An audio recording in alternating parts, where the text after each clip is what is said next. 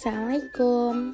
Nah, jadi di sini tuh kita udah punya kuesioner penelitian pengaruh kepercayaan, keamanan, dan kualitas layanan e-commerce terhadap kepuasan konsumen Tokopedia di kalangan mahasiswa STIE Mangkucewara Malang.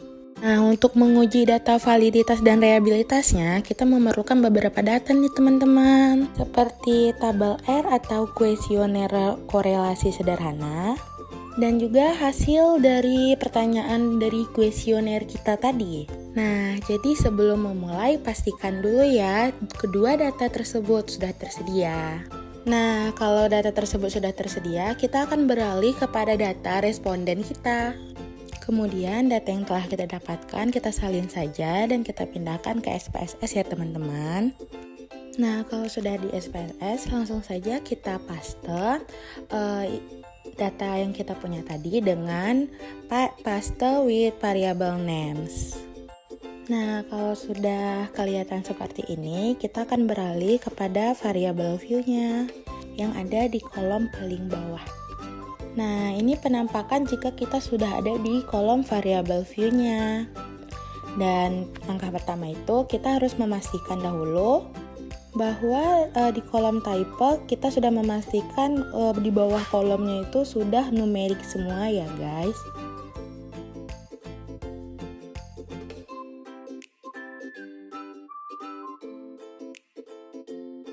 Nah, jika sudah, kita akan beralih kepada kolom measure. Nah, di kolom ini kita harus memastikan semua kolom di bawahnya itu menjadi scale. Nah, untuk selanjutnya kita akan menganalisisnya di bagian analyze, di pojok paling atas, dan ke scale, di reliability analysis. Selanjutnya kita akan memindahkan kelima data yang kita miliki ke bagian items-nya.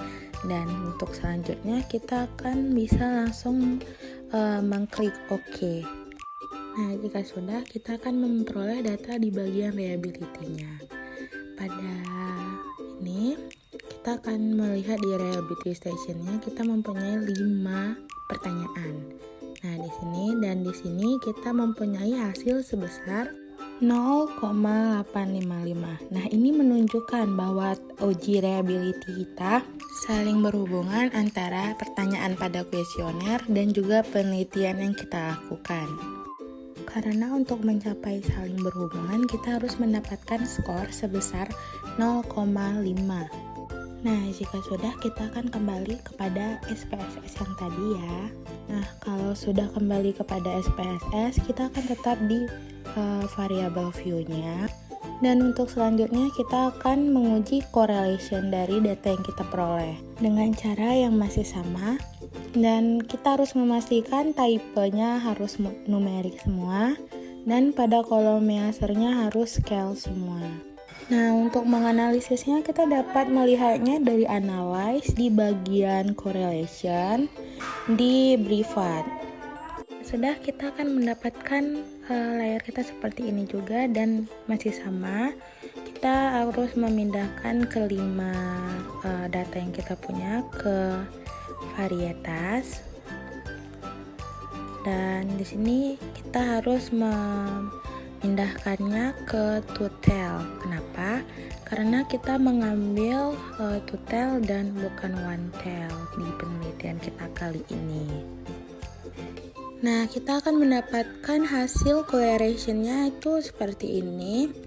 Dan untuk melihat apakah kita uji data yang kita lakukan berhubungan atau tidak, kita dapat melihatnya kembali kepada tabel R.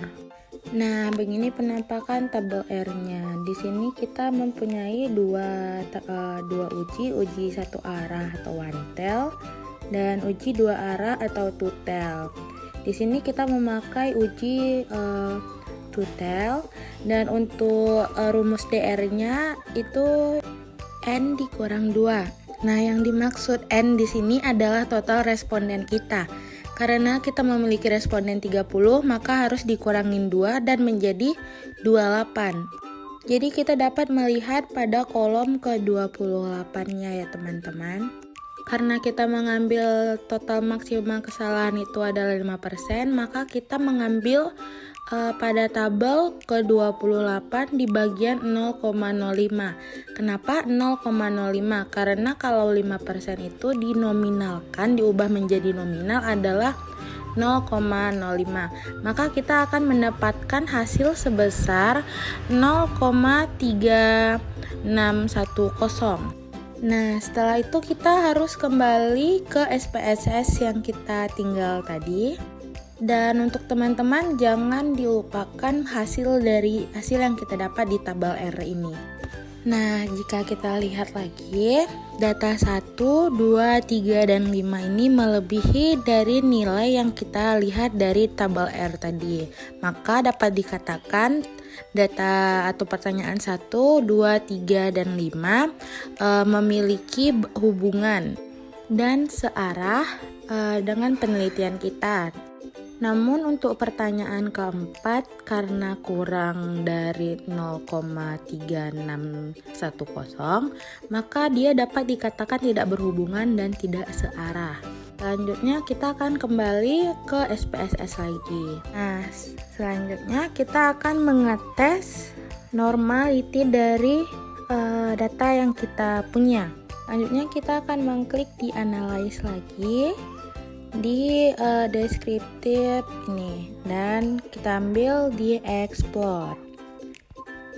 Nah, untuk selanjutnya kita akan memindahkan kelima datanya dan kita ambil plots, kita ambil di normality. Kita akan mendapatkan hasil seperti ini dan tinggal kita scroll saja ke bawah hingga mendapatkan test of normality-nya. Nah, karena kita mengambil responden tidak lebih dari 100, maka kita melihatnya dari spirowill saja, karena untuk yang di sebelahnya kita harus memerlukan responden lebih dari 100. Maka kita akan melihat di bagian spirowill-nya saja, di bagian signifikannya yang paling ujung. Karena kita mendapatkan hasil 0 semua, maka dapat dikatakan bahwa normality dari data kita tidak normal. Mengapa? Karena untuk mencapai normal, kita harus memerlukan skor sebesar 0,5. Akan tetapi, kita hanya mendapatkan skor sebesar 0 saja. Nah, mungkin sekian dari saya. Maka akan kita lanjutkan untuk uji analisa yang selanjutnya. Nah, selanjutnya ini adalah data dari layanan yang telah kami punya. Nah, untuk menganalisisnya langsung saja kita buat analisis dan scale seperti tadi di Brevard analysis, reliability analysis. Nah, untuk selanjutnya kita akan memindahkan kelima data ke items. Dan terus kita klik OK. Nah, di sini di bagian reliability-nya kita dapat menemukan hasil dari tes atau uji reliability kita sebesar 0,862.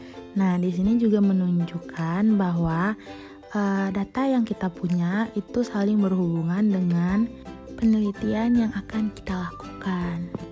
Nah, untuk selanjutnya kita akan mengklik analyze lagi untuk menguji correlate-nya, dan kita ke correlate dan di Brevard. Nah, kita klik saja. Nah, pada ini kita akan pindahkan 5 data dan kita buat ke sini dan kita buat total. Oke. Nah, di sini kita akan mendapatkan hasil dari correlation-nya seperti ini. Dan untuk mengujinya apakah dia saling berhubungan atau tidak, kita kembali melihat ke data R-nya. Nah, jadi sama saja seperti yang tadi, kita akan mengambil di one to tell dan di 0,05 pada kolom ke-28 dan akan tetap mendapatkan hasil yang serupa. Nah, jika kita lihat dari correlation-nya, Maka dari pertanyaan 1 hingga pertanyaan 5 melebihin dari skor 0,3610, maka kita dapatin bahwa correlation dari data layanan ini saling berhubungan. Nah, untuk selanjutnya kita akan kembali ke SPSS lagi. Di sini kita akan cek tentang normalitinya. Langsung saja ke analyze di descriptive statistik di bagian explore. Nah, jika sudah, kita akan memindahkan kelima data dan ke plots dan membuat normalitinya. Nah, kita akan mendapatkan hasil di bagian explore seperti ini, dan langsung kita dapat scroll ke bawah di bagian test of normality-nya. Nah, ini berarti test of normality dari layanan kita dan menunjukkan hasil yang kurang juga, dan kita harus melihatnya dari CP lagi. Mengapa? Karena kita hanya mempunyai responden 30 yang mengartikan bahwa responden kita kurang dari 100.